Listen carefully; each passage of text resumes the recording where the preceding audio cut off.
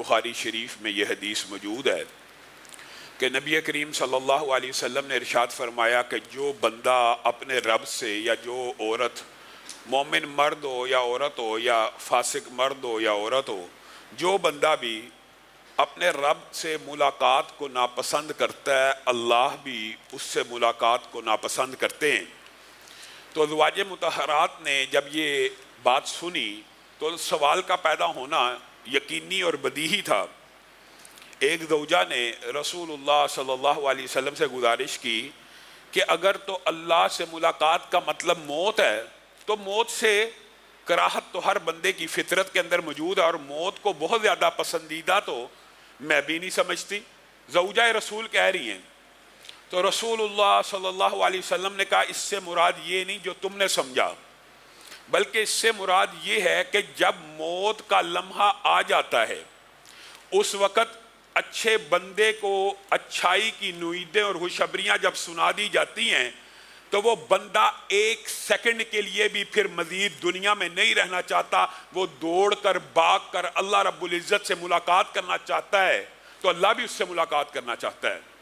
اور جو برا بندہ ہوتا ہے، فاسق فاجر ہوتا ہے، جس وقت موت کے وقت اس کو غم کی، افسوس کی، لعنت ملامت کی اطلاعات مل رہی ہوتی ہیں، پھر وہ جسم میں رہنے کے لیے بے قرار ہوتی ہے، روح نکلنا نہیں چاہتی اور اللہ سے ملاقات نہیں کرنا چاہتا، مکر جاتا ہے کہ میں برے کام نہیں تھا کرتا۔ قرآن کی آیت میں ہے کہ جس وقت برائی کے فرشتے آتے ہیں تو مکر جاتا ہے کہ میں برے کام نہیں تھا کرتا۔ تو جو بندہ اس وقت جسم سے اپنی روح کو جدا نہیں ہونے دینا چاہتا، اللہ بھی اس سے ملاقات کرنا نہیں چاہتا۔ معزز سامعین گرامی قدر، یہ دو ابواب ہیں۔ جیسے عالم برزخ اور عذاب قبر کے حوالے سے کل آپ کے سامنے تفصیل سے یہ بات رکھی تھی۔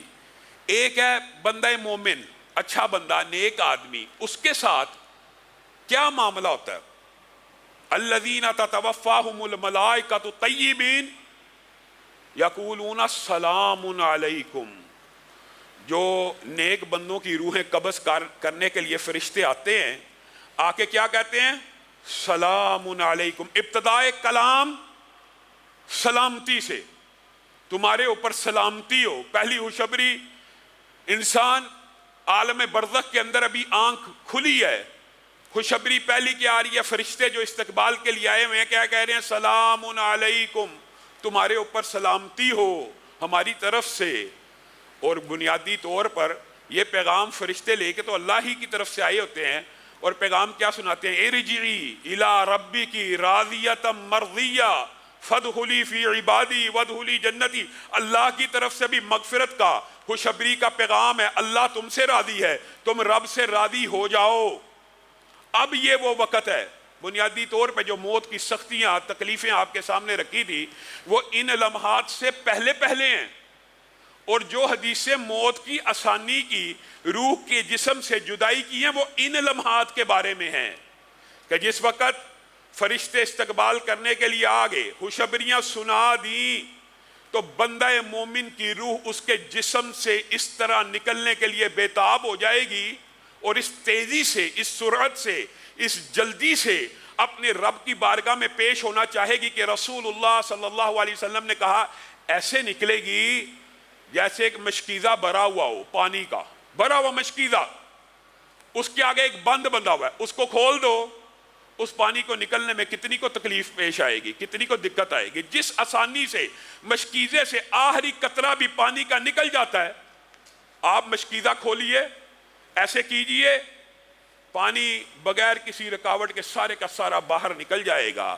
اس طرح روح جسم سے بے چین ہو کے اطمینان کے ساتھ جب باہر نکلے گی، سبحان اللہ، یہ دو مناظر ہیں۔ اللہ رب العزت ہمیں ان مناظر میں مبتلا کرے، اور اللہ تعالی ہمیں ان بندوں میں شامل کرے۔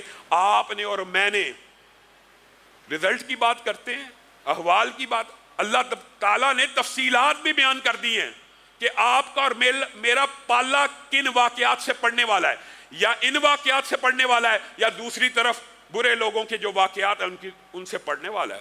وہ تفصیل بھی آپ کو رسول اللہ صلی اللہ علیہ وسلم نے کھل کے بیان کیا۔ برا بن عازب کی جو حدیث ہے وہ اس بارے میں مفصل ہے، حضرت ابو ہریرہ کی حدیث بھی ہے۔ یہ تین حدیثیں اگر ملا کے آپ کے سامنے رکھی جائے تو تینوں کا مفہوم میں ایک ہی حدیث کے تناظر میں بیان کروں گا۔ برا بن آدم نے کہا رسول اللہ صلی اللہ علیہ وسلم قبر کے اوپر بیٹھے ہوئے تھے، دارو کتار رو رہے تھے قبر کے اوپر بیٹھ کے، اور ہم سر جھکائے اس طرح بیٹھے تھے جیسے ہمارے سروں پہ کیا محاورہ پرندے بیٹھے ہوں۔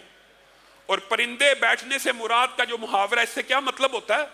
جیسے جو بیمار جانور ہو جس کے سر کے اوپر جوئیں پڑ جائیں، چچڑ پڑ جائیں، آپ سارے پنجاب کے اندر جانتے ہیں جانوروں کو چچڑ پڑ جاتے ہیں، کوئی جوئیں پڑ جاتی ہیں، تو اس وقت جب کوئی پرندہ آتا ہے تو جانور اپنا سر نہیں ہلاتا کہ آرام سے اچک لے، مجھے اذیت سے نجات دے دے۔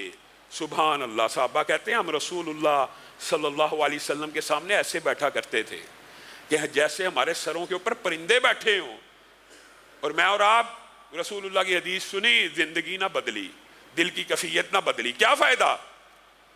رسول اللہ صلی اللہ علیہ وسلم کے سامنے ہم ایسے بیٹھے تھے تو رسول اللہ صلی اللہ علیہ وسلم نے یہ احوال بیان کرنا شروع کیے تھے جو میں آپ کے سامنے رکھ رہا ہوں، اور جس وقت روح نکلی ساتھ ہی رسول اللہ صلی اللہ علیہ وسلم نے، 3 روایات ہیں، الفاظ کا فرق ہے لیکن مفہوم ایک ہی ہے۔